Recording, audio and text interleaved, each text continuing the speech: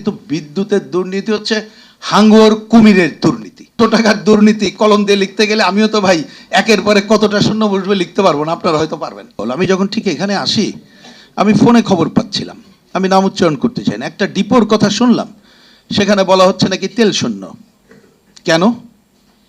আমি শুনলাম আজকেই নাকি, এটা ঠিক জাস্ট প্রেস ক্লাবে ঢোকার আগে ফোনের খবর। ইতিমধ্যে কিছু বাসগুলোকে রেশন করার কথা বলা হয়েছে। রেশন করার কথাটা বলাতে কোনো অন্যায় না, আমরাও বলি, আমরা একজন সচেতন মানুষ হিসাবে সংকট হলে অবশ্যই রেশন করে চলবো, কিন্তু প্যানিক তৈরি করা হচ্ছে কিনা আমি খতিয়ে দেখতে বলি। কোনো প্যানিক তৈরি করা চলবে না। প্যানিক তৈরি করলে এই সংকটের সময় মজুদ্দার দুর্নীতিবাজ তারাই সুযোগ পাবে। কারণ আপনারাই তো বলেছেন, আমার কথার দরকার নেই। আপনাদের তথ্য শুনলাম, পেট্রোল 16 দিনের মজুদ আছে, অকটেন 30 দিনের আছে, বিদ্যুৎ ফার্নেস অয়েলের 76 দিনের মজুদ আছে। হ্যাঁ, হরমুজ প্রণালী বন্ধ, কিন্তু এখনো পর্যন্ত তো আমাদের কাছে যা খবর যে 5, 9 এবং 11 মার্চ যেটা বাংলাদেশে পৌঁছানোর কথা অলরেডি সেটা পাইপলাইনে আছে। আমাদের কাছে যতটুকু খবর, অস্ট্রেলিয়া, অ্যাঙ্গোলা সহ অন্য জায়গা থেকে আগে থেকেই আনার মতো পাইপলাইনে আছে। তাহলে এইটাই সরকারি তথ্য যদি সত্য হয়, তাহলে আজকে এ ধরনের সংকটকে কেউ যাতে জিম্মি না করতে পারে, সরকার সে ব্যাপারে দৃঢ় অবস্থান নেবে, সেটা আমার প্রত্যাশা থাকলো। এইবার আসি সংশ্লিষ্ট বিষয়ে ছোট্ট কথা। আমাদের ডক্টর শামসুল আলম, তিনি সবাই আমরা চিনি, এবং আমরা যে আন্দোলন সংগ্রাম করি, যেসব বিশেষজ্ঞদেরকে আমরা জনস্বার্থের পক্ষে বিশেষজ্ঞ মনে করি, তিনি তার অন্যতম, এবং তিনি আমাদের আন্দোলনের অন্যতম সংগঠকও বটে। তিনি তার আলোচনায় একটা জায়গায় উল্লেখ করছিলেন আজকের এখানে, সেটা হচ্ছে এই যে ইরান আমেরিকার যুদ্ধ, যেটা দিয়ে আমি বলার চেষ্টা করলাম, এটা তো অ্যাকচুয়ালি একসাথে চাপিয়ে দেওয়া, এটা আমেরিকা ইসরায়েলের চাপিয়ে দেওয়া যুদ্ধ, এটা আমরা জানি।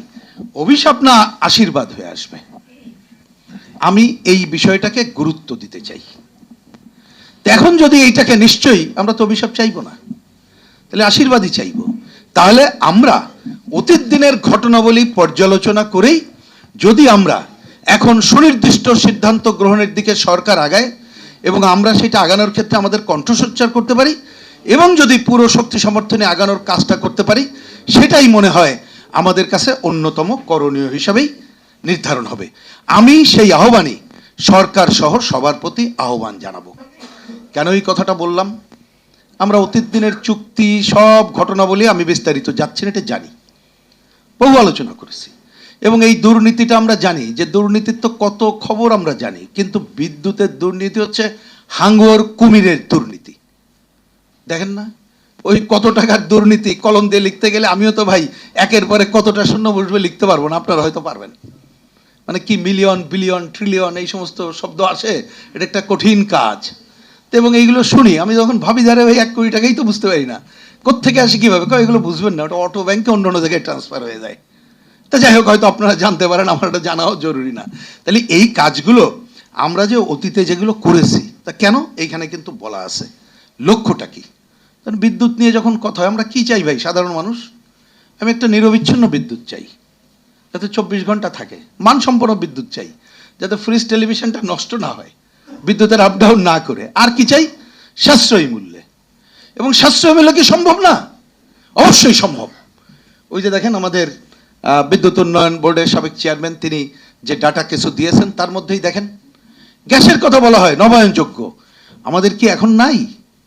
আমি আপনাদেরকে বলি, এখানে কে যেন ভোলার কথাটা উচ্চারণ করলেন, শুনে রাখেন, তেল গ্যাস বিদ্যুৎ বন্ধ রক্ষা জাতীয় কমিটি আমাদের লং মার্চ, রোড মার্চ শোনেন, কিন্তু আসলে আমরা প্রথমে কি মার্চ করেছিলাম জানেন?